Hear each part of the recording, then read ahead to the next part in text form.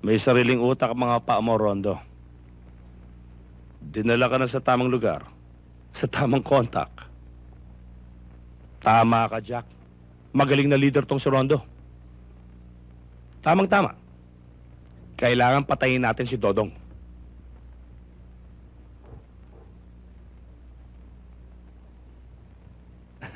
Ikaw lang nakakaalam kung saan makikita ang target namin. Jack, Basil, baka makalipad ang inakay. Maila pa sa usayon. Kayo rin, baka hindi na kayo swertihin sa susunod. Planuhin natin ng mabuti yan. Sayang ang panahon, Jack. Kailangan mabilis ang kilos at galaw mo. Kayang-kaya mo naman yan eh. Kahit nag-iisa ka pa. At tayo, Basil, meron tayong lalakarin. Kasing halaga rin ang kamatayan ni Dodong. Halika.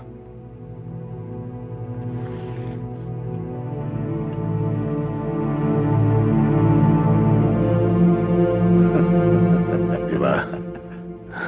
Akala ko dyan. Shoot!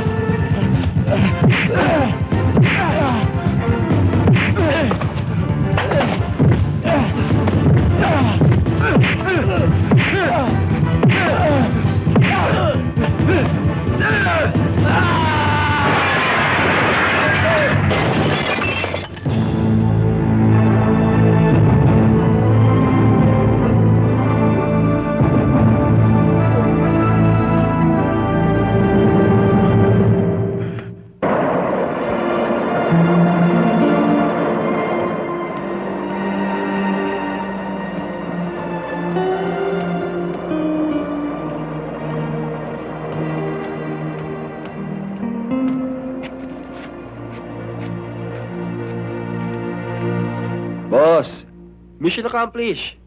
Nandiyan yung chick.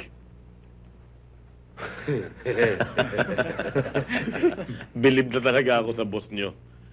Ang bilis magpakilos ng galamay. Bueno. Total, mababait kayong mga bata. Ito ang pang good time. At sana mag-enjoy kayo. Sana naman mag-enjoy kayo, boss. Sige, lakad na. Tara.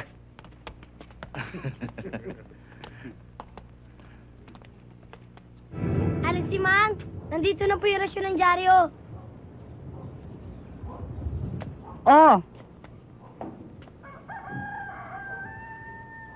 Salamat po. oo.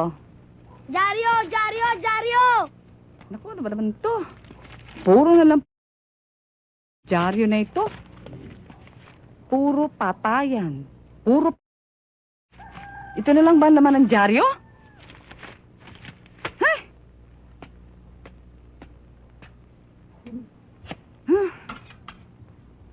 Oh, anak, mabalik nga tayo doon sa pinag-uusapan natin. Kasi naman kayo magkakapatid. Si Lupe at si Ruben. Sinabi ko na sa inyo noon, dito na muna kayo tumira sa akin. O ano ngayon na nangyari? Namatay tuloy si Lupe at si Ruben. Chang, nangyari na po yun. Hindi na natin mababalik sa dati ang lahat. Ngayon, katulad niyan, sinabi mo sa akin na hinahunting ka ng mga kaaway mo. At hinahanap ka ng mga pulis. Kaya kung ako sa'yo, dumito ka na muna sa akin. At pag nakita ka ng mga alagad ng batas, sumama ka ng mahusay.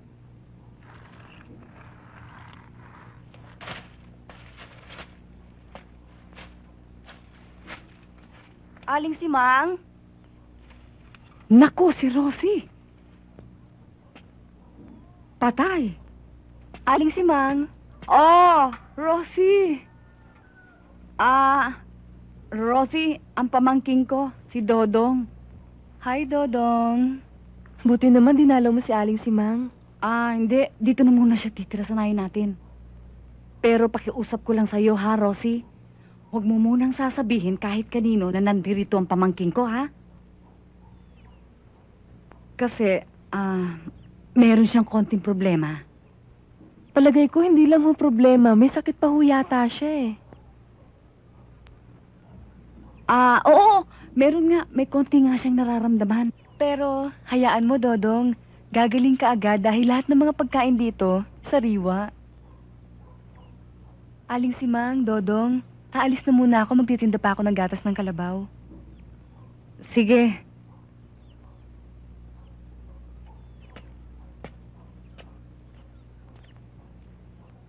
Chang, maganda siya.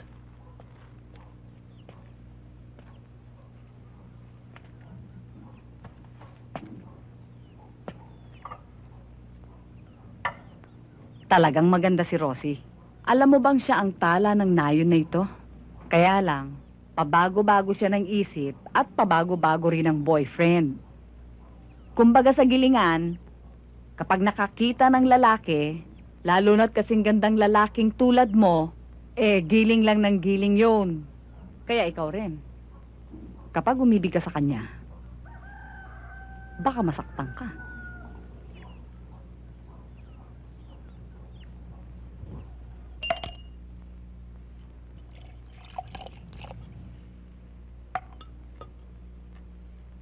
Nasisiyahan ako sa record mo. Nagpapatunay lang na magiging isa kang magaling na partner sa negosyo. Salamat.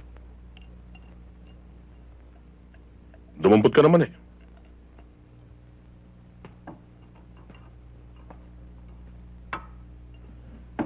Para sa iyo at mga bata mo.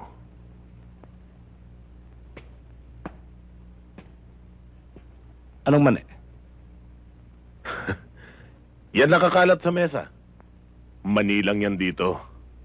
Peanuts. Usong-uso dito yan. At kung magkakasundo tayo, ikaw ang magiging permanenteng kasosyo ko sa lahat ng racket ko. Magpapasasa tayo sa mani.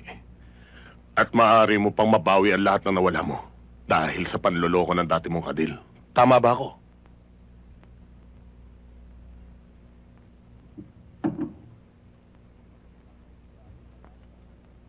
Gusto kong pag-usapan kung gaanong kalawak ang manian. Good. You made the right decision.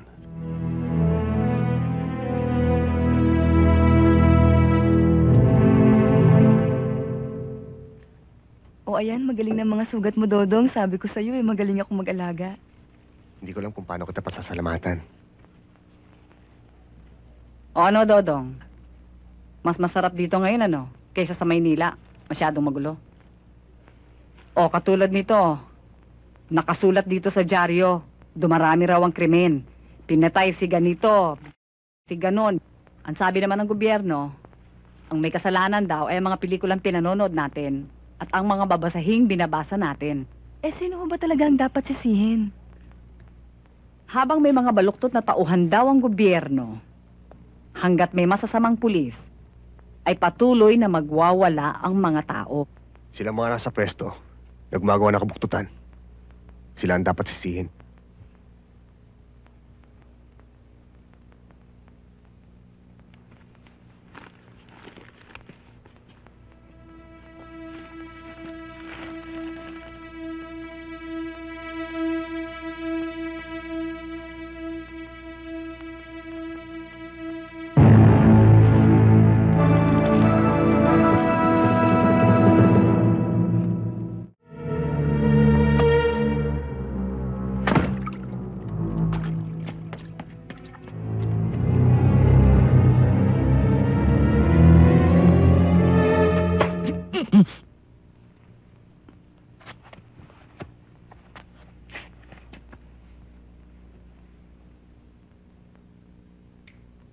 Ano ang totoo tungkol sa pagkamatay ni Lani?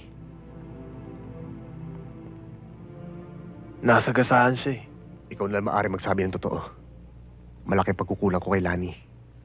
Hindi ako papayag mo wala siya ng ganun na lang. Pinadukot ni Rondo kay Basil si Lani. At pagkatapos, pinagpasapasaan siya ng grupo niya. Nakatakas siya. Pero hindi niya nakayanan ang nangyari. Nawala siya sa sarili. Tumakbo. Tapos, nabundol siya ng sasakyan. Nagsasabi ka ba ng totoo? Parang tunay na kapatid na ang turing ko sa'yo. Hindi ako maaaring magsinungaling.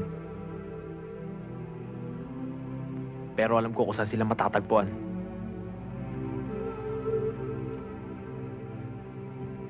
Kung kailangan suyurin ang buong mundo, gagawin ko. Uubusin ko hanggang sa huling patak ng dugo ng mga hayop na yun. Maiganti ko lang si Lani. Alam ni Basil na nagpunta ka sa probinsya. Ang balita, susundan ka niya ron. Hindi raw siya titigil hanggat di ka niya napapatay.